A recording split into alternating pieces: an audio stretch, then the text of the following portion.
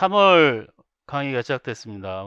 사회 정치 사상 그리고 뭐 통일교육론 플러스 응용윤리까지 어떻게 보면 뭐 이것저것 섞어 놓은 것 같고 뭐 좀 복잡하다 생각은 하시지만 결국에는 우리 지금 현실 사회와 가장 가까이 와 있는 얘기들이기 때문에 이해하기는 좋은데 뭐냐 이 문제로 나오면 가장 좀 까다롭게 여기시는 분들이 꽤 많더라고요. 왜냐하면 어렵게 내는 경향이 있고 또 하나의 문제는 문제의 답을 특정하기 가장 어려운 부분이 바로 요 3월달 강의에 많이 들어있어요. 왜냐하면 어떤 정해진 교과서가 가뜩이나 없는 데다가 여기는 이 얘기 저 얘기들이 막 어, 그들 저작에서 직접적으로 이렇게 쏟아지기 때문에 아마 이제 작년 시험에서도 그거를 많이 느끼셨을 거예요. 아, 되게 어렵다 생각보다. 어, 뭔가 쓸 수는 있을 것 같은데 정답이라고 내가 확신하기 어려운 부분들이 꽤 많이 있다. 어, 그런데 최근의 경향은 어쨌든 패턴이 좀 정해져 있다는 거예요.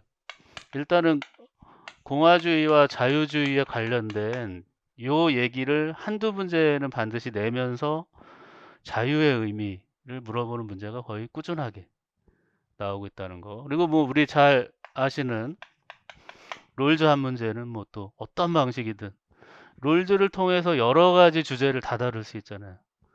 뭐 민주주의에서부터 시작해가지고 해외 원조에 이르기까지 국제법 평화 이론에 이르기까지 롤즈를 활용해서 한 주제를 이렇게 어, 쓰기가 아주 좋다는 거.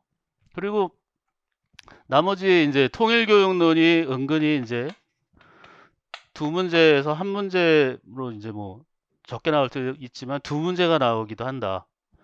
우리가 마치 이제 불교를 조금 긴장을 풀었다가 최근에 이제 긴장이 높아졌듯이 통일 문제도 뭔지 묘하게 어, 정답률이 생각보다 안 오르고 있어요. 되게 쉬울 것 제일 그나마 쉬울 것 같은데. 그리고 응용, 응용윤리 같은 경우도 넓게 보면 두세 문제까지도 볼 수 있는. 그러니까 실생활과 관련이 있는 윤리 문제가 이제 늘어가고 있다는 거예요. 그렇게 보면 작년에서도 알 수 있듯이 서양 사상의 비중이 되게 애매해지고 이 사회 사상하고 엮여가지고 좀 같이 봐야 되는 문제들이 또 있더라. 그래서 생각보다 이제 3월 달은 제가 이제 다른 때에 비하면 좀 여유가 있다 그동안 생각을 했는데 더 좀 타이트하고 많은 얘기를 해야 돼서 역시나 1, 2월 아마 아셨겠지만 시간이 막 진짜 빠듯하게 갔어요. 3월 달도 4주 만에 이거를 돌파하려면 굉장히 이제 몰아쳐야 되고 여러분들도 잘 따라오셔야 돼요. 그 따라온다는 건 뭐죠? 기출 분석이 선행돼야 되는 선행학습. 도대체 뭔 얘기들이 오고 갔는지가 내 머릿속에 간직되어 있지 않으면 이 이론들이 더 엉켜서 헷갈린다는 거. 뭐 매 달마다 얘기하니까 이제는 어느 정도 적응하셨을 것 같고, 어, 사- 그 상대적으로 여기서 등장하는 원문들은 어떤 독해하는데 어렵지가 않아요. 생각보다는. 요즘 얘기들이기 때문에. 근데 어쨌든 좀 다양성이 좀 더 있다는 거. 어디서 나올지 좀 잘 예측이 안 되는 것들이 꽤 많고, 또 때로는 이제 우리가 통념적으로 알고 있던 것하고 다른 방식으로 출제자가 질문을 하기도 해서 좀 더 다양한 시선과 용어들이 좀 이렇게도 쓰이고 이렇게도 쓰이고 이런 방식들을 좀 입체적으로 좀 여러분들이 더 신경 써서 보셔야 돼요. 그래서 어, 크게 보면 이제 우리 목차대로 가면 국가 이론 해가지고 국가가 어떤 방식으로 이해되는지 주로 이제 국가의 형성이죠. 그냥 자연적이냐 아니면 어떤 의도와 목적 같은 게 있느냐 이 두 가지 측면에서 이제 보는 거고 그 다음이 이제 제일 중요한 자유주의 공화주의 그 사회사상의 사실 전부를 깨고 있는 이제 꿰뚫고 있는 주제죠. 그 다음 뭐 주제라고 하면은 우리가 사회사상은 여러 가지가 있는데 이제 시민 교육론이라고 예전에는 묶여가지고 무슨 소통이론이라든지 이런 부분이 되게 까다롭거든요. 소통이론, 뭐 시민 불복종 같은 거. 그리고 또 하나 이제 민주주의론이라고 따로 이제 뽑아서 여기서 그걸 빼뜨렸네요. 그러고 보니까 민주주의. 요새는 조금 덜 나오는 편이지만 민주주의의 운영이라든지 민주주의의 어떤 어, 특징, 각각의 어떤 가지고 있는 요거를 이제 연계시켜서 국가하고 연계시켜 가지고 막 내죠. 사회계약론이 이제 여기에 걸치기도 하고, 그러니까 명확하게 사실 나눠지지 않는 게 우리 사회사상, 정치사상의 특징이죠. 서로 이렇게 맞물려서 낼 수 있는 거. 그러니까 예전 같으면 사회계약론 해가지고 3인방 해서 도식적으로 외웠는데, 그 사회계약론 한 관점으로 보면 루소가 이질적이고요. 또 홉스 같은 경우도 사회계약이지만 그 독특한 이론 때문에 단순하게 우리 민주주의에 기여했다고만 볼 수는 없는 또 그런 것들까지 같이 봐야 되니까 하여튼 다각도로 좀 봐야 되는, 너무 도식적으로만 봐도 낭패를 볼 수 있는 게 이 사회 정치 사상이라는 거. 그래서 우리를 조금 더 어렵게 만든다는 거. 그래서 하여튼 3월 달은 열심히 그 기출을 따라오시면서 다양한 방식의 이제 그 결합, 어, 그리고 반복이 좀 될 때도 있어요. 그런 것들이 왜 반복이 되는지도 한번 생각을 같이 해보셔야 돼요. 그러면 어, 워밍업 시간이 되는데 이제 음, 사회사상이라는 게 과연 왜 우리 윤리 교과 안에서 뭐 조금은 어색하다고 느끼시는 분들도 있고, 이거는 뭐 법과 정치 이런 데서 좀 다 가져갔으면 어떨까 싶은데 우리한테 이제 걸쳐 딱 있단 말이죠. 근데 걸쳐 있는 정도가 아니라 이제 4분의 1의 비중이니까 요즘에 비중이 어떻게 보면 이 3월 달에 하는 내용이 더 클 수도 있어요. 2월보다. 왜 그런지 일단 중요한 몇 가지 포인트를 좀 짚고 가겠습니다. 어, 우리가 인간이라는 존재를 가장 먼저 뭐 다루게 되면 사회와 이제 연관시켜서 사회적인 존재다. 원조가 있었잖아요. 아리스토텔레스.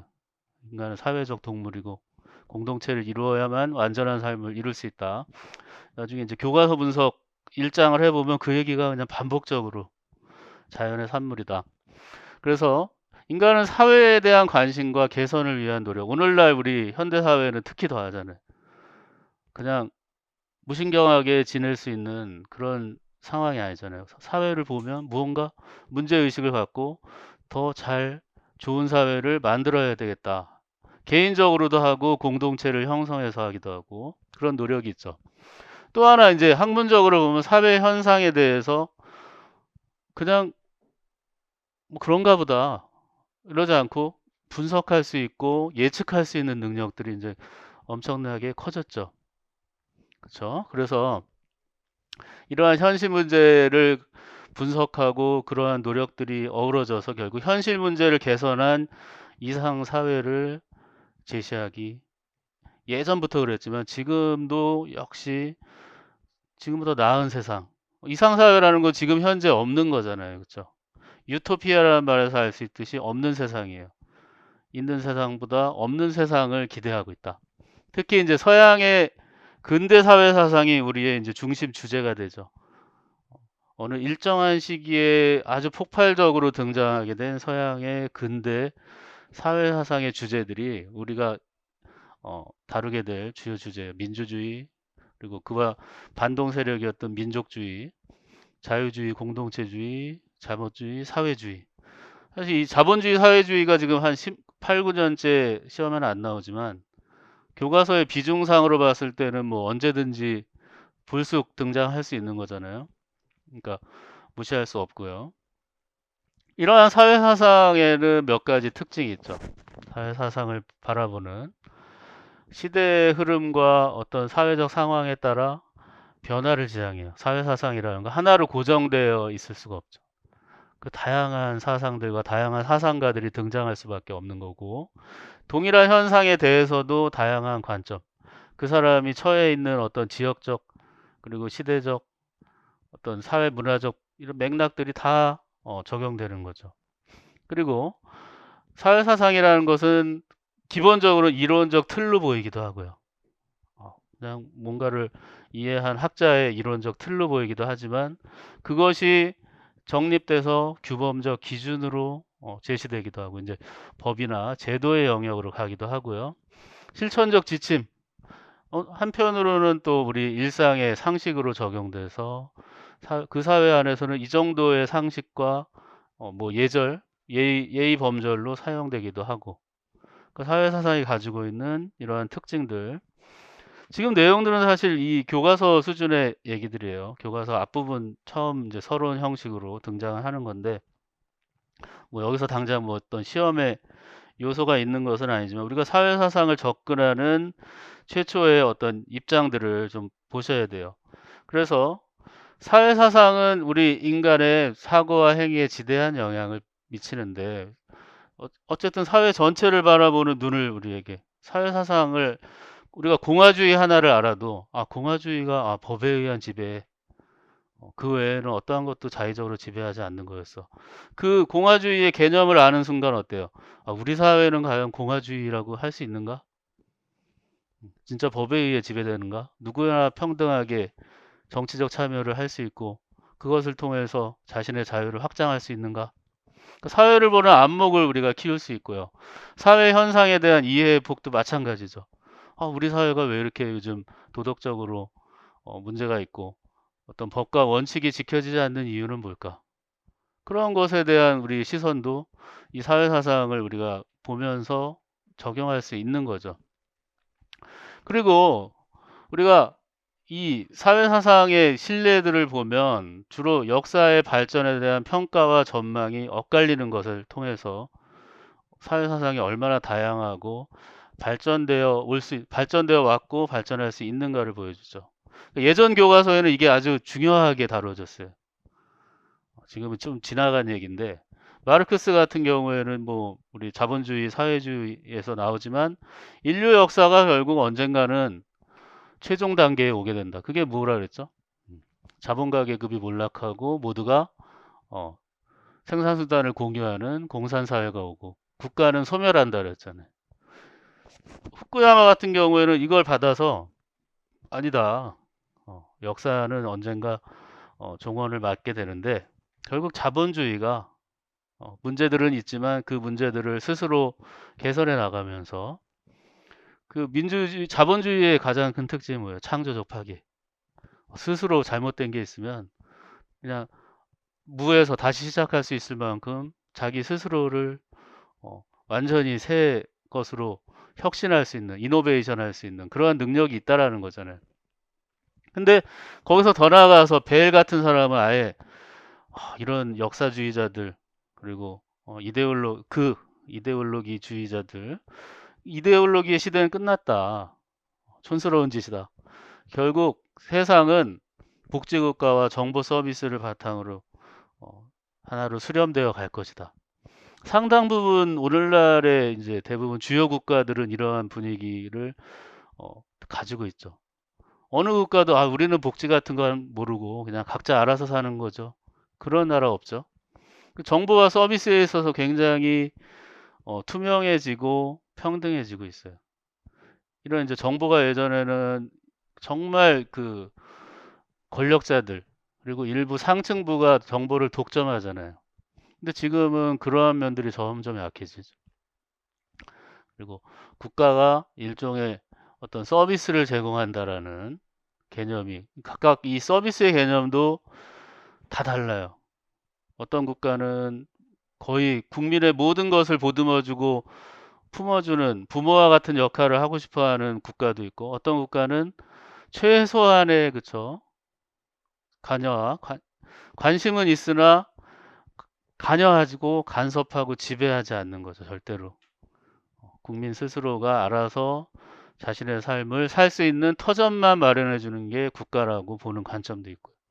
이제 그러한 것들이 우리 앞으로 다루게 될 주제들의 큰 틀이에요. 근데 이제 사회 사상을 이제 우리가 바라볼 때 역시나 이제 긍정적이고 부정적인 기능이 있다. 그러니까 사회 사상은 긍정적인 하나가 넘어갔나? 필요성이 어쩜 이상하다. 사회사상은 필요성 여기까지 했죠. 기능.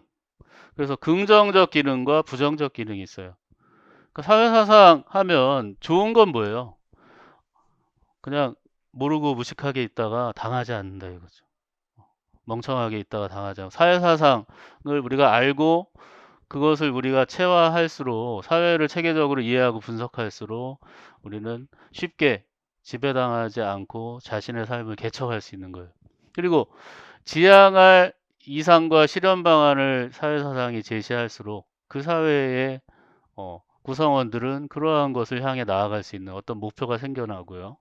그리고 이 보편적 가치를 보장할 사회가 형성되지 않았을 때는 끊임없이 그것을 요구하고 우리가 추구할 수 있는 그런 것이 가능하다는 거죠. 근데 부정적으로 사회 사상이 너무 강하거나 막 사회 사상 어느 사회가 너무 지나치게 모든 것을 사회적으로 접근한다. 그럼 어떻게 될까요? 대체로 경직된 이분법의 어떤 함정에 빠지게 되죠. 우리 사회는 어, 사회주의를 지향할 거야.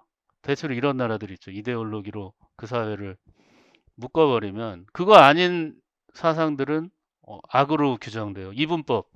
그래서 획일적으로 그게 아닌 사람들은 내쫓으려고 하거나 그런 방식으로 뭐 교화라는 말을 써서 자유를 억압하는 강제하는 방식으로 변모하게 되죠. 그러면서 더 문제는 뭐예요? 그런 나라들의 대부분 특징은 뭐예요? 폭력적인 수단을 쓴다는 거죠. 그러니까 아닌 사람들 잡아다 숙청하고 또 어디 정치범으로 우리가 어떻게 해버리잖아요. 그러니까 뭐그 이상의 얘기는 너무 무서운 얘기들이라. 또 한편으로는 나는 어떤 주의자예요. 이런 거를 많이 이제 추구하는 사람들의 특징은 또 자신의 자유라든지 자신의 선택권에 대한 지나친 그 믿음으로 인해서 개인적 방종이 일어날 수 있다라는 거죠. 그러니까 우리가 자유주의와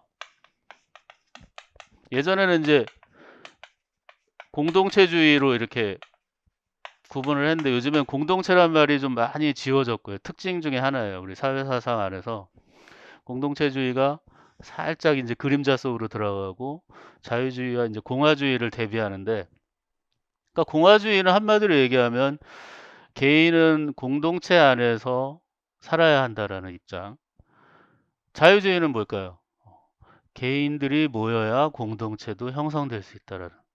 그러니까 개체성들이 모여서 집단을 이룬다는 거고, 여기는 집단이 형성된 속에서 개인의 삶들이 안정과 평화와 이런 것들이 가능하다는 거죠. 또 하나 이제 자유주의와 공화주의의 가장 큰 차이는 뭘까요? 자유주의에는 주어져 있는 것. 자유라든지 평등은 애초에 주어져 있어요. 그거를 저해하려는 세력들을 막기만 하면 돼. 근데 공동체주의, 공화주의는 뭐죠? 쟁취하는 거, 획득하는 거. 누가 주는 게 아니에요. 자유도 내가 투쟁해서 확보하는 만큼, 평등도 그 사회를 감시하고 그 사회에 내가 정치에 참여해서 평등을 저해하는 세력들을 몰아내고 막아내는 만큼 얻을 수 있다라는 거죠. 그 차이도 여러분들이 같이 보셔야 되는 거고요. 동서양의 이제 교과서, 이게 이제 예전 교과서에는 이게 또 상당한 비중으로 차지하고 있었는데 이상사회론이 있죠. 그래서 동양은 그 주요 사상, 유가나 도가나 불교 다 이상사회를 꿈꾸고 있었다. 이제 이런 서술들이 이루어져 있어요. 그래서 유가는 대동사회. 저는 이게 제일 어색하다고 생각은 하는데, 어, 아무래도 이제 육아의 이상사회라고 하면 대동사회이기도 하지만 우리 1월달 강의를 들어서 아시겠지만 육아는 어쨌든 도덕적 사회잖아요. 어떤 방식으로? 개인들의 도덕성을 회복해서 그런 개인들의 결합, 가족에서 시작돼서 지역 공동체, 국가 공동체, 세계 공동체까지 가겠다. 세계 공동체에서 심지어 모든 만물들에 이르는 어, 우주 공동체까지도 꿈을 꾸고 있었던 거죠. 근데 이제 육아의 어떤 이상 사회를 따로 이제 얘기를 할 때는 이제 얘기에 나오는 얘기라는 책에 등장하는 이제 대동 크게 같아지는 대동 사회예요, 그렇죠? 그래서 이 대동 사회라는 개념이 사실 뭐 육아에서 꿈꾸고 있는 사회다라고도 하지만 굉장히 어떻게 보면은 꼭 그런 것만은 아니다. 하지만 이제 우리는 교과서적으로 봤을 때 대동사회의 아름다운 점은 뭐예요? 모두가 평등하다. 그리고 사회적 재화가 골고루 잘 분배돼서 사회적 약자도 보호되는 사회라는 거죠. 뭐 정말 우리가 바라는 딱 그거잖아요. 현대 사회에서도 이게 만약에 잘 이루어지는 사회라면 걱정거리가 없잖아요. 평등하고 신분적으로 뭐 주어진 게 없고 사회적 재화가 잘 공정하게 분배되고 사회적 약자가 보호되고 그리고 롤즈가 정의 원칙을 세운 이유도 딱 요 목적이 이거잖아요. 재화를 어떻게 하면 잘 분배하고 사회적 약자가 보호받을 수 있는가. 육아의 대동사회 노자의 경우 소국가민 이렇게 돼 있죠. 소국가민 기억나시죠? 작은 나라에 적은 백성. 왜 그래요? 이유가 뭘까요? 삶이 복잡해질수록 사람들은 욕망을 발휘하고 경쟁하고 싶고 남의 것을 뺏고 싶은 거죠. 소박한 삶을 살아야 돼요. 문명에 대해 무관심해야 되고 그래야만이 우리가 자연의 한 존재로서 우리 동양 사상은 가장 큰 특징이 뭐예요? 자연과 인간의 관계를 이렇게 보는 거죠. 뭐 동그라미로 이루는 자연 안에 인간은 아주 미미한 존재이기 때문에 특히 도가 사상 같은 경우에 이거에 굉장히 중심에 서 있죠. 근데 육아 인간 중심적으로 보이는 육아조차도 동양 사상 안에서는 자연에 대한 관점 이게 완전히 서양과 대비되잖아요. 서양은 스피노자 정도를 제외하고는 자연을 인간보다 더 크게 보는 관점이 아니잖아요. 그렇죠? 자연은 지배의 대상이고 우리가 의미를 부여해야 되죠. 인간 중심주의에서는 내가 강이고 바다고 산이라고 인식해주고 이름을 부여해줘야만이 그 자연이 의미가 있고 존재할 수 있는 거잖아요. 있기야 있지만 내가 이름 불러주기 전에 있는 게 아니에요. 서양 사상. 근데 동양 사상은 정반대죠. 오히려 자연이 나를 제대로 품어주고 나에게 존재감, 생명력을 주어야만 내가 존재할 수 있는 거죠. 그게 이제 우리 환경윤리 얘기할 때도 굉장히 중요한 얘기가 되죠. 인간과 자연을 서로 어떻게 바라보고 있는지. 불교의 경우는 이제 극락정토 이렇게 뭐 표현을 하기도 하는데 이제 정토종에서 얘기하는 이제 얘기고 실제로는 불교에서는 도피안 우리 바라밀이죠. 피안의 세계죠. 피안으로 가면 되는 거죠. 해탈의 깨달음을 얻어서 괴로움에 벗어나면 그게 바로 이상 사회고 이상 국가가 되는 거죠. 따로 있나요? 기억하시나요? 불교는 따로 있지 않아요? 지금 이 자리에 다 있는데 우리가 마음을 어떻게 먹느냐에 따라 마음이 번뇌와 어, 곧 어떤 집착에 빠져 있으면 이 세계는 지옥이 되는 거고 그렇지 않으면 극락 정토로 갈 수 있는 거죠. 동양의 이상사회 얘기. 서양은 더 많은 얘기를 하고 있죠. 이들은 뭐 행복주의자이자 이상사회를 또 꿈꿨던 한 또 이 사람들로 구성되어 있잖아요. 그래서 플라톤 같은 경우에는 이 철인이 통치하는 철인 정치가 이루어지는 사회, 어, 민주주의에 대해서 반대했죠. 왜 그랬죠? 멍청이들이 계속 멍청한 정치를 할 수 있다. 중우 정치에 대한 두려움이 있었어요. 그래서 플라톤은 철인 통치 사회를 하면서 각자 구성원들이 어때요? 자기 역할을 해야 돼요. 자기 역할을 충실히 수행해야 한다는 거. 토마스 모어라는 이제 인물은 유토피아, 우리가 잘 아는 유토피아라는 용어를 쓰면서 소유의 평등, 그리고 경제적인 풍요, 그 도덕적인 타락이 없는 사회를 얘기했어요. 그 다음에 우리 아주 중요한 인물이잖아요. 우리 3월 달에 다루는 인물 중에 롤즈 다음으로 중요한 인물이 루소죠. 왜냐하면 아주 다층적인 인물이고 좀 걸쳐 있는 데가 여러 군데 있기 때문에 루소 같은 경우에 사회계약 사상가이자 공화주의의 원조이기 때문에 우리 루소. 그래서 빈부의 차이가 역시 없고 소농. 그러니까 루소는 일종의 우리 소국 과민 사회를 꿈꿨죠. 그래야만이 어떻게 어, 직접 민주주의가 가능하기 때문에. 루소는 그래서 민주주의하고도 연관이 있죠. 그래서 왜 중요하냐 루소는 이것저것 문제를 낼 요소들이 많다는 거예요. 그 다음에 이 베이컨 부분은 서술을 제가 이게 좀 오타가 길게 났는데 베이컨의 경우는 여기 이게 맞습니다. 과학기술이 발달해서 인간 생활이 풍요로워지고 복지가 증진되는 뉴 아틀란티스를 이상사회라고 얘기했어요. 그 증거가 이제 밑에 지문으로 등장하죠. 그거 참고하셔. 이 지금 그 6페이지에 있는 내용은 조금 수정이 돼야 됩니다. 다음에 그 뒤에 거랑 이게 엉켜버렸어요. 마르크스하고. 그 마르크스의 경우는 공산사회죠.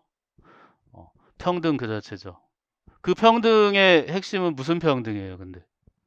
경제적 평등. 그러니까 마르크스는 그거예요. 이전까지의 모든 사상가들이 평등을 얘기했지만 다 거짓이었다. 실제적인 평등이라는 건 결국 능력의 평등이고 그 능력의 평등이라는 거는 무슨 능력이죠? 경제적 능력. 먹고 사는 데 있어서 평등하지 않는데 어떠한 평등, 실질적 평등이 올 수 있느냐 이거죠. 그렇기 때문에 그 해결점은 뭐예요? 사유재산제를 폐지하고 생산수단을 공유하는 거예요. 그러면 누구도 더 부자가 되거나 더 가난해지지 않는 것이죠. 근데 이제 이것이 가지고 있는 우리의 문제점도 잘 알고 계시잖아요. 인간의 욕망까지 평등해질 수 없기 때문에 그리고 무기력한 인간이 된다는 거예요. 그리고 의욕, 그게 바로 이제 의욕상실이라고 표현되기도 하죠. 그러다 보니까 생산 의욕이 감소되고 생산 의욕의 감소는 경제의 어떤 침체를 가져온다는 거. 그리고 경제적으로 아무리 평등해지는 게 인위적으로 가능해도 권력을 평등하게 가지지 못하더라. 독재 권력이 출현한다. 이런 것들이 이제 문제점으로 지적이 되는 거죠. 그 다음에 또 우리 가장 중요한 인물 롤즈가 등장해요. 롤스. 교과서마다 어디는 롤스라고 예전에 이제 롤스도 섞여 있는데 지금 이제 롤즈로 그래서 물어보시는 분들도 있더라고요. 롤즈냐 롤스냐 근데 그냥 롤즈로 통일하는 걸로. 근데 뭐 롤스라고 쓸 일이 사실 많지는 않아요. 왜 그러냐면 답에 우리는 사상가 이름을 직접 쓸 경우가 드물어요. 그렇죠? 갑사상가, 을사상가, 그렇죠? 갑이나 을 이렇게 표현하기 때문에 너무 이걸 뭐 롤스냐 롤즈나 이게 헷갈린다고 하시면 그냥 가로치고 이걸 써주시면 돼요. 마음에 걸린다 하면 아시겠죠? 그거에 우리가 신경 쓸 시간이 없습니다. 롤즈의 경우는 질서정연한 사회. 그렇죠? 질서정연한 사회는 어떤 사회예요? 근데 공공적인 어떤 이런 정의관, 그렇죠? 구성원들이 살만한 사회예요. 쉽게 얘기해서 인권이 보장되고 어떤 사회적인 자기 목소리를 낼 수 있고. 근데 이제 그렇게 쓰면은 우리 답이 아니죠. 의미상으로는 그렇지만 우리는 또 써야 되는 답들이 있어요. 그때. 그거는 이제 우리 롤스 가서 얘기하도록 합시다. 어쨌든 근데 롤즈가 생각하고 싶었던 가장 핵심은 뭐예요? 자유와 평등의 어떤 조화. 그 중에서도 자유를 훼손하지 않으면서 우리가 최대한 자유가 어쨌든 롤즈는 자유주의자예요. 미국적 전통에 아주 충실한 자유주의자인데 자유지상주의자와 구분되는 이제 수정자본주의자라고 하는데 보통 너무 자유를 강조하는 입장들의 특징은 뭐예요? 능력제 그리고 기계적인 평등을 거부하면서 어떤 실질적인 평등을 얘기하는데 그 실질적인 평등을 얘기할 때 항상 어, 사회적 개인적 우연성을 고려하지 않는단 말이죠. 그러니까 뭐 사회적으로 좋은 집안에 태어나면 어쩔 수 없다. 또 능력이 좋아서 자기 능력을 최대한 발휘하는데 그거 어떻게 말리냐. 이 논리인데 그 논리가 가지고 있는 위험성, 그거 자체가 너무 지나치게 어, 우연적이면서도 사회의 어떤 이런 심지어 자유평등의 기본 개념까지도 흔들리게 할 수 있다 이거죠. 또 사회적 약자가 배려되지 못하는 상황. 그런 것들에 대한 관심에 의해서 그런 것들이 다 배려되고 어느 정도 보호될 수 있는 그런 사회를 꿈꿨다는 거죠.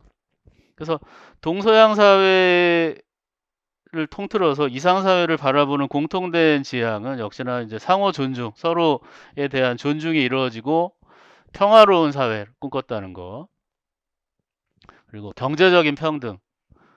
막스처럼 아주 폭력 수단을 활용해서까지라도 인위적으로라도 경제적 평등을 이루고자 했을 정도로 경제적인 평등의 문제가 굉장히 큰 관심이었고 사회 안정과 복지가 이루어지는, 그러니까 능력제 사회가 가지고 있는, 그러니까 내가 한 만큼만 하겠다, 각자 역할을 해라.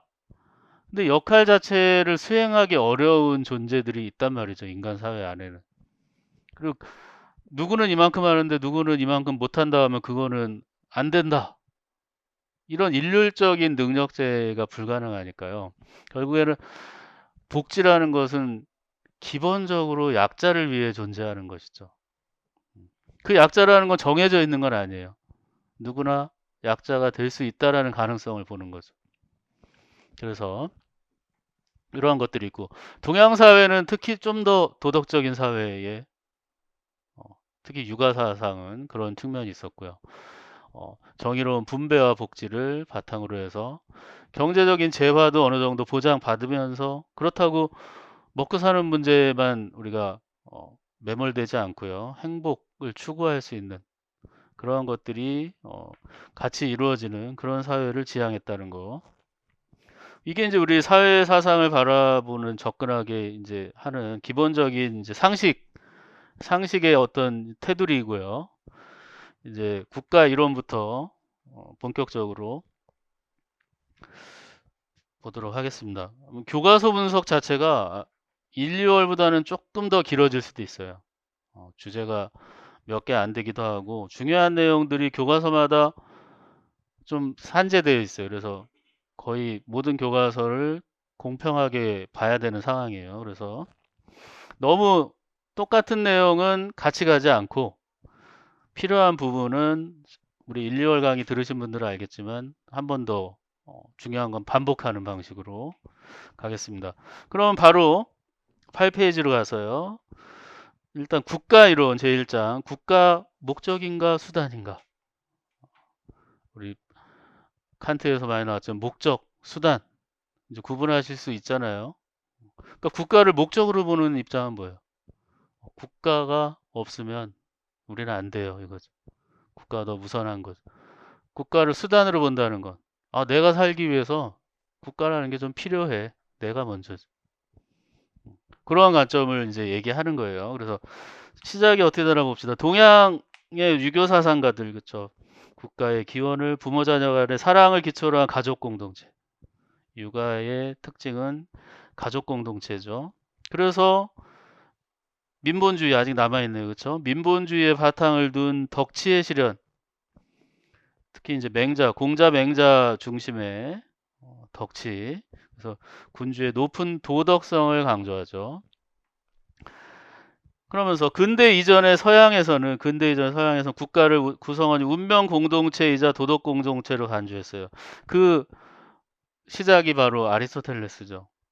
뭐 플라톤도 있지만 국가 이론의 뭐 시작점은 항상 아리스토텔레스예요. 아리스토텔레스를 따르느냐 비판하느냐.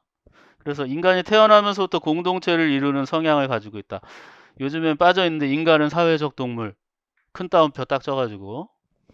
그래서 가족에서 출발하여 국가라는 최고의 가장 완전한 공동체를, 국가는 가장 완전한 것이에요. 그 안에 우리 개인의 삶이 완전해질 수 있는 거죠. 그래서 아리스토텔레스는 국가가 특정 개인의 이익이 아닌 공동체 구성원 전체의 이익을 목표로 해야 되는 거죠. 그래서 공동체 구성원 모두가 공동체 전체의 목표 달성에 필요한 도덕성. 근데 도덕성으로 본 거예요. 그게 도덕성을 갖추어야 그래서 국가에 이끌어가야 한다고 보는 거죠. 그래서 아리스토텔레스는 개인은 공동체 속에서 생활하고 자신이 속한 공동체의 뭐와 뭐? 가치와 역사예요. 그러니까 공동체에서 우리가 공유해야 될 게 뭐냐? 공동체주의에서 결국 그 사회 안에서 가지고 있는 가치, 뭘 중시하느냐. 그리고 그동안 살아왔던 이거 이제 우리가 맥락이라고도 표현하고 그렇죠. 사회 뭐 배경이라고도 표현하기도 하고 다 여기서부터 이어지는 거고 이 덕윤리 아리스토텔레스 덕윤리를 계승한 뭐 맥킨타이어나 샌델이나 다 공동체주의자들의 특징인 중에 하나 이거잖아요. 그냥 갑자기 어떤 사람이 개인으로서 뭐 자아를 형성할 그런 게 있을 수가 없다. 다 우리 만들어준 거지 사회에서. 가치와 여러분들도 아마 이 부분에 있어서는 내가 이렇게 자라오고 내가 지금 이 정도에 이렇게 앉아 있으면서 하는 생각들에 어떤 게 영향을 미쳤는지 아마 회고해 보시면 있을 거예요. 그쵸? 내가 어느 지역 또 어떤 가정 또 어떤 교우 관계 속에서 어떤 또 학교를 다니고 어떤 전공을 하고 굉장히 많이 형성을 했죠. 갑자기 여러분들 뭐 아무것도 안 했는데 지금 이 자리에 계신 건 아니잖아요. 그러니까 요거를 특히나 더 강조하는 입장이다. 그래서 이제 아리스토텔레스의 이런 입장과 이게 아닌 입장, 이제 자유주의자들의 이제 여러 가지 입장들이 또 있죠. 중요하나 어느 정도 자기 자아가 형성된 다음에 국가는 더 이상 많이 개입하지 마라 이거죠.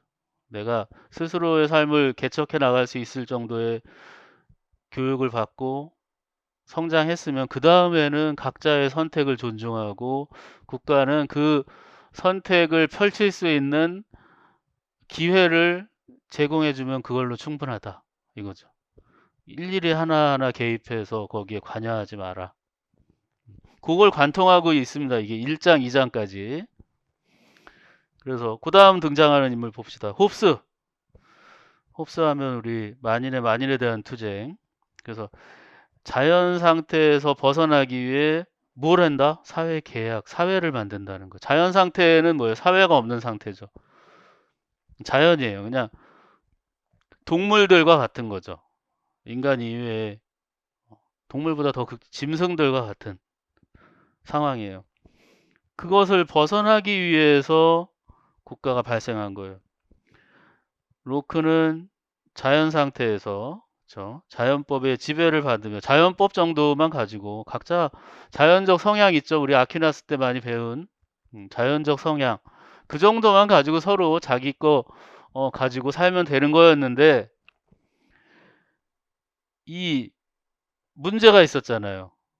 그 정도로 살다가 사람들이 문명화되고 조금 더 복잡해지고 사회가 인구도 많아지고 하면서 뭐예요? 불안한 거죠.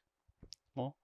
누가 내 걸 뺏어갈 것 같아. 자다가 우리 집에 누가 침입해서 나를 위협해서 내 재산 강탈하고 나의 자유를 억압할 것 같아요. 그런 불안감이 있기 때문에 결국 그거를 확실히 보장받고 지키기 위해서 사회계약을 맺는 거죠.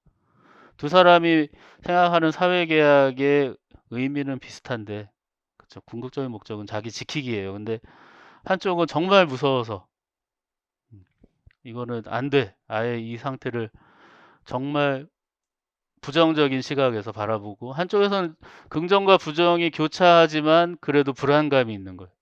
이대로는 안 돼요. 그렇기 때문에 사회계약을 통해서 나의 보호막을 국가가 씌워주는 거죠. 그래서 홉스는 국가 성립 이전 자연 상태 속에서 인간은 자기 자신을 보존, 중요한 표현, 자기 자신, 자기 보존. 홉스의 목적은 자기 보존이에요. 그런 이기적인 본성을 가지고 있어요. 그래서 이 때문에 사회는 결국 만인에 대한 투쟁 상태가 되는 거예요. 그래서 이러한 상태에서 그 옆페이지 벗어나서 인간이 자신의 생명과 안전 여기 보면은 여러 가지 벌써 표현들이 나올 거예요. 자기 보존으로 그냥 한마디로 하기도 하지만 지금은 또 인간이 자신의 생명과 안전 이렇게 표현하기도 하고 그래서 그것을 위해 뭐예요? 리바이어던 하나의 인격 국가라는 의미의 인격체 큰 하나의 지상의 신 리바이어던을 만드는 거죠. 절대적 통치자에게 자연권을 아예 넘겨줘요. 제 거 다 드립니다. 목적은 하나예요. 왜 내가 가진 걸 줄 때는 뭐가 있잖아요. 나 좀 지켜주세요. 이유는 없어요. 내가 가지고 있는 권리를 내줄 때는 목적은 하나예요. 나 좀 잘 살 수 있게. 어, 위험해지지 않게. 그래서 자연권을 양도하는 거예요. 양도. 넘겨주는 거예요. 완전히. 그리고 집을 팔 때도 양도하고 땅을 팔 때도 양도한다 그러잖아요. 판 거예요. 우리는. 뭐랑 바꿨어요? 안전하고 평화, 자기 보존. 가로가 두 개 나왔을 때는 주로 뭐예요? 평화와 안전. 한 개일 때는 자기 보존. 이렇게 쓰는 거예요. 그래서 자연권을 양도한 국가가 성립한다. 국가는 그래서 절대적 힘을 통해서 평화와 안정을 유지하기 위해 뭐라고 나왔죠? 최소한의 역할. 최소한의 역할을 하면 된다. 근데 이게 최소한이 어느 범위인지는 또 다 달라요. 더 작은 로크에 가면 이거에 대해서 더 민감하게 나오죠. 그래서 로크는 리바이어던 같은 절대군주를 비판해요. 국가의 주권이 거기에 가면 안 되고 어때요? 주권만큼은 우리 국민이 그대로 가지고 있어야 된다. 그래서 국민 주권론이라고 하죠. 국가는 어떻게 해야 돼요? 개인의 생명, 그쵸? 자유, 재산 이 세 가지를 지키기 위해 이거를 한 단어로 소유, 다른 말로 자연권. 그때 필요한 용어, 제가 아까 초반에 얘기했죠. 여러 용어들을 다 같이 엮어서 이해하고 계셔야 된다는 거. 소유 쓰려는데 소유란 말이 나와 있네요. 그 지문 안에. 그럼 어떻게 해야 돼요? 자연권 쓰라는 얘기구나. 괄호가 두 개가 나오는데 생명하고 나머지 두 개가 있더라. 그럼 자유재산을 쓰는 거예요. 이게 이제 우리의 시험에 대처하는 방식인 거예요. 항상 여러 가지를 염두에 두셔야 된다는 거. 지금 교과서만 보더라도 여러 가지 지금 힌트들이 나와 있죠. 그래서 만약 정부가 이거를 침해한다면 침해한다는 측면도 있지만 한편으로는 뭐예요? 자기 해야 될 역할을 방기한다는 표현도 해요. 못하면 우리는 어떻게 할 수 있다? 정부에게서 그러한 위임했다고 표현도 하고 신탁했다고 표현하기도 하고 때로는 어느 책에서는 양도라는 표현도 가끔은 나오는데 정확하게는 신탁이나 위임인 거예요. 맡겨둠 이거죠. 믿고 맡긴 거야. 우리가 주식 같은 것도 신탁하잖아요. 맡겨뒀다가 수익을 못 내요. 주식 관리인들이 못해. 그럼 어떻게 해요? 해지 가져와. 딴 데다 넣죠. 그러니까 신탁 위임이라는 건 언제든 자기 역할을 못하거나 손해를 끼치거나 나에게 위험을 안겨주면 해지할 수 있는 거죠. 그래서 그거를 저항권이라고 얘기하는 거죠. 근데 이제 정치적으로 저항권은 뭐예요? 그 사회에서 그냥 탈퇴하거나 그 사회를 전복하거나 그렇죠. 그 위임했던 사람들이 안 내려가고 버텨요. 그럼 어떻게 해야 돼? 되쫓아야죠. 힘을 모아서. 근대 이후에 개인의 자유와 권리 개념이 확산되면서 인간은 스스로 삶의 목적을 선택하는 주체로 여기게 돼요. 그러니까 점점 이제 우리가 뭐 속된 표현을 머리가 커진다 그러잖아요. 머리가 굵어져서 이제 내 말 안 들어 이거예요. 근대가 되면서 사람들이 야 내가 왜 나는 나야 내가 알아서 할게 이런 생각들이 점점 강해져요. 근데 국가를 그래서 점점 어떤 개인의 이익 보존을 위한 결사체로 인식하고 그렇죠. 그래서 국가는 점차 개인의 삶의 목적을 달성하기 위한 수단으로 이해되는 거예요. 내가 필요하면 쓰는 거야, 국가는. 우리 국가요, 뭐 내가 국가 없으면 어떻게 살아요? 이런 입장이 아닌, 내가 언제든. 그러니까 유럽 사회는 아직도 그래서 국적을 취득하는 거에서 굉장히 타 지역에 비하면은 자유로운 편이고 선택권을 굉장히 존중하죠. 그러니까 뭐 나라별 수준이 이렇게 큰 차이가 안 나서 그런 것도 있겠지만, 그러니까 그러한 전통들이 어느 정도 작용을 하는 거죠. 또 한편으로 우리 공화주의란 뭔가 뭐 잘 이제 자유주의도 잘 봐야 되지만 혹시 중심은 공화주의의 시선을 놓고서 비교를 하셔야 돼요. 공화주의는 뭐냐? 공동체 구성원으로 참여하고 있는 국가의 권력이 곧 자신의 권력이 될 때, 비로소 인간이 무슨 자유? 시민적 자유. 시민적 자유. 자유에 어떤 조건을 달았어요. 그렇죠? 시민으로서의 자유죠. 그냥 자유가 아니라 내가 구성원으로 참여라는 말 많이 썼죠. 참여라는 말 굉장히 많이 나오거든요. 이제 내가 거기에 참여하느냐, 헌신하느냐 뭐 이런 표현 나와요. 그럴 때만 얻어질 수 있는 거예요. 가만히 있는데 우리 아버지 어머니가 또 어디서 벌어왔어요, 자유를. 그거 아니에요. 벌어올 수 있는 자유가 아니라 내가 지금 뭐 선거 가까이 오면 선거에 참여했을 때 생기는 거예요. 투표를 해야 생기는 거고 안 하면 뭐 있는지 없는지도 모르지만 없어지는 거죠. 간단히 참여해야 되는 거예요, 공화주의는. 그래서 공화주의 바라본 국가는 뭐냐? 시민들이 스스로 입법자가 되는 국가. 칸트 생각나네요. 그렇죠? 이 맞물려 있는 거예요. 이 근대성이라는 건 내가 스스로 뭘 할 수 있어요, 이거예요. 자율이죠. 자율성이 있는. 스스로 입법자가 돼요. 그 국가 안에서만 인간은 자유로울 수 있어요.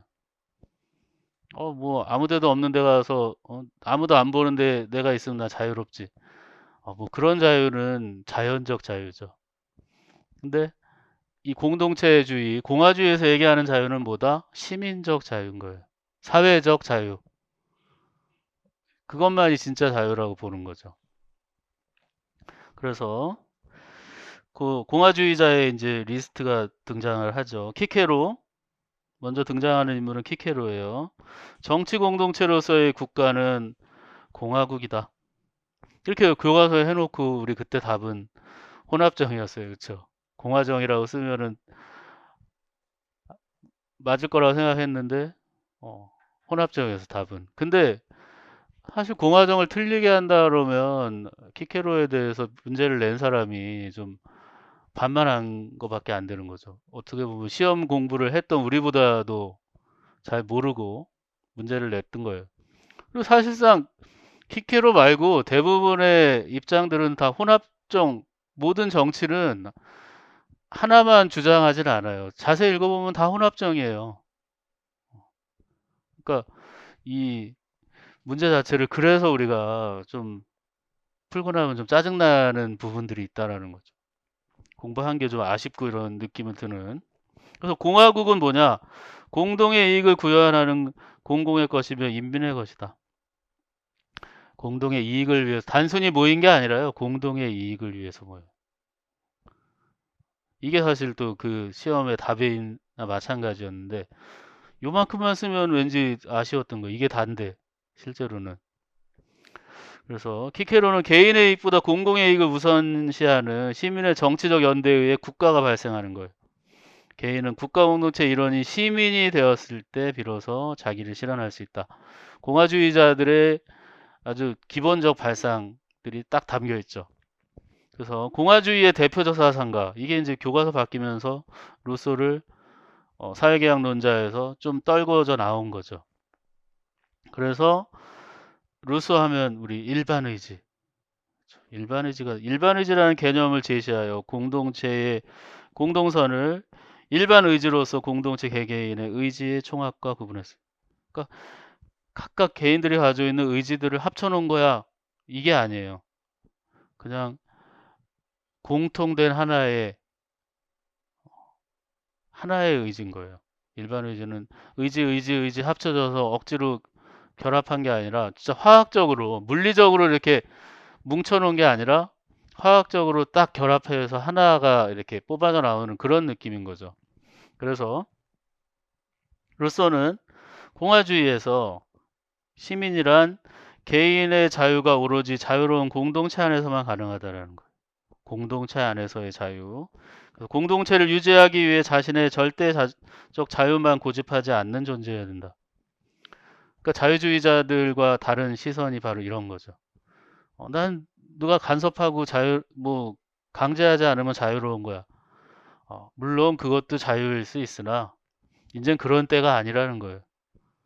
자연 상태라면 그런 게 자유일 수 있겠죠. 근데 이미 우리는 어떤 사회가 됐다? 문명 사회가 됐어요. 여러 가지 다 이해관계가 뒤섞여 있는데 거기서 내 자유만 고집할 수 없죠. 그렇기 때문에 제한된 자유예요. 자연적 자유는 내놓고 시민적 자유로 대체하는 거죠. 루소의 생각을 잘 기억하셔야 돼요. 이제 시작입니다, 이게. 마르크스는 역사적으로 생산자의 노동을 타인이 착취함으로써 사회에 계급이 발생한다. 그러니까 타고난 어떤 그 귀족 계층 사회가 유지되어 오다가 그게 무너졌다고 생각했지만 실제로 보면 여전히 불평등의 가장 대표적인 거는 경제적 불평등인 거죠. 그 사회에 그러한 계급이 발생하고 그러한 계급에 따라 국가는 계속 발생하는 거예요. 예전에도 그랬지만 지금도 그러한 게 안 무너지고 있다. 그러니까 결국 마르크스의 목표는 뭐예요? 지배계급, 피지배계급을 소멸시키는 거죠. 그래서 국가란 지배계급과 피지배계급을 통제할 목적으로 만든 것이라서 지배계급의 권력을 유지하고 그들의 재산이익을 보호하기 위해 필연적으로 나타날 수밖에 없다. 그러니까 국가를 생각하는 관점이 마르크스는 아주 다르죠. 그래서 국가가 자본가 계급의 필요에 따라 만들어진 조직이기 때문에 한 계급이 다른 계급을 더 이상 지배하지 않는 공산사회가 도래하면 어떻게 돼요? 국가는 소멸되는 거죠. 불필요해서. 그러니까 국가는 지배계급들이 자신들을 지키고 피지배계급을 효율적으로 통제하기 위해서 만들어낸 수단이라는 거죠. 그래서 실전의 문제를 한번 봅시다. 어떻게 나올까? 그래서 기억니은에 들어갈 용어를 쓰시오. 그러니까 보통 이게 이제 갑을 가나를 요 정도 수준의 지문이라면 우리가 아주 좀 고맙긴 한데 어쨌든 기억니은 보통 두 개 가로 쓰는 문제가 이런 거죠. 봅시다. 입법자들이 인민의 재산을 빼앗고자 기도할 경우 또는 인민을 자의적 권력하에 놓인 노예로 만들고자 할 경우 그들은 스스로 인민과의 전쟁 상태에 몰아넣는 것이며 인민은 더 이상의 복종 의무로부터 면제된다. 그래서 입법부가 야심, 어리석음 또는 부패로 인민의 생명, 자유, 재산에 대한 절대적 권력을 자신의 수중에 장악하거나 아니면 다른 자의 수중에 넘겨주는 거예요. 책임을 다하지 못하는 거죠. 자기 역할을 못하는 거죠. 사회의 기본적 규칙을 침해하게 되면 그들은 인민이 그것들과는 상반된 목적으로 그들에게 맡긴 권력을 이것으로 상실하게 되는 거예요. 신탁의 위반이죠. 신탁 위반. 맡겼는데 그걸 제대로 안 해줬다 이거예요. 신탁 위반. 그 다음에 나는 자연 상태에서 인간 생존에 해로운 장애물들의 강력한 힘을 발휘하여 인간의 힘을 능가해버린 시점을 가정해본다. 그렇게 되면 그런 원시 상태는 더 이상 존속할 수 없게 되고 인류는 그의 존재의 양식을 바꾸는 거예요. 원시 자연적 자유를 할 수가 없다 이거예요. 그래서 인간이 생존하기 위해서는 단결해서 그러한 장애물의 힘을 이겨내 힘의 총화, 즉 무엇에 이런 힘을 모은다 이거예요. 힘을 총화 단결 하는 거예요. 그게 바로 사회계약이라는 거예요. 사회계약을 통해서 이제 우리는 존재 양식을 바꾸는 거예요. 마음대로 살아. 힘 내키는 대로 살아봐 하는데 힘이 넘치는 사람들이 힘이 좀 모자란 사람들을 완전히 지배하고 억압하는 거예요. 불평등이 발생하는 거죠. 그러니까 안 되겠다. 우리 약한 사람들 중심으로 모여봅시다. 근데 약한 사람만 모이다 보니 누구는 여전히 저항할 것 같아. 나는 세니까 괜찮아, 안 할 거야. 나는 자연적 자유로 살 거야. 그런 사람들조차도 어긋나지 못하게 완벽하게 다 끌어들이는 거죠. 똑같이 다 내놔. 다 가진 권력을 내놔. 근데 다 뺏었잖아요. 근데 그거를 가져다가 리바이어던처럼 하나의 인격자가 가져가요. 그러면은 루소가 다를 게 없죠. 루소의 다른 점은 뭐냐? 가져왔는데 아무도 안 가져가는 거. 모아놔서 그거를 하나의 의지로 화학적 결합식으로 딱 모아놓고 그 힘을 바탕으로 뭐든지 결정을 하는 거죠. 그게 일반 의지고 법으로 표현된다는 거죠. 그러니까 법에 예외가 없어야 되는 게 그런 이유인 거죠.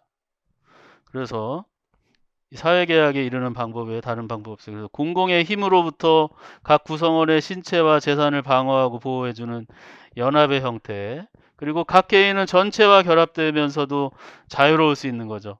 그런 연합의 형태를 발견하는 것이 바로 사회계약이 해결해. 그러니까 사회계약이 로크나 홉스와 다른 사회계약이 되려면 어떻게 되느냐? 보다 평등이 강조된, 자유로우면서도 평등을 잃지 않는. 왜냐하면 루소는 큰 문제를 불평등이라고 봤잖아요. 왜 이렇게 불평등해진 거야 도대체 왜? 자연 상태에서는 굉장히 평등하고 각자 자기 것만 하고 살면 됐는데 지금은 아닌데 찾아보니까 우리가 문명화되고 사적 소유권과 자꾸 법 이런 것들 하나하나 생겨나면서 이제는 완전히 되돌이킬 자연으로 돌아가야 하고 싶은데 돌아갈 수는 없다. 그러니 이제 차선책을 찾은 거죠. 시민적 자유로 제한되어 있지만 확실하고 평등을 해치지 않는 자유. 그걸 찾아낸 거죠. 그 다음에 나머지 얘기들 또 있어요. 유교 사상가 쉬었다 할까요 좀? 첫 시간은 여기까지 하겠습니다.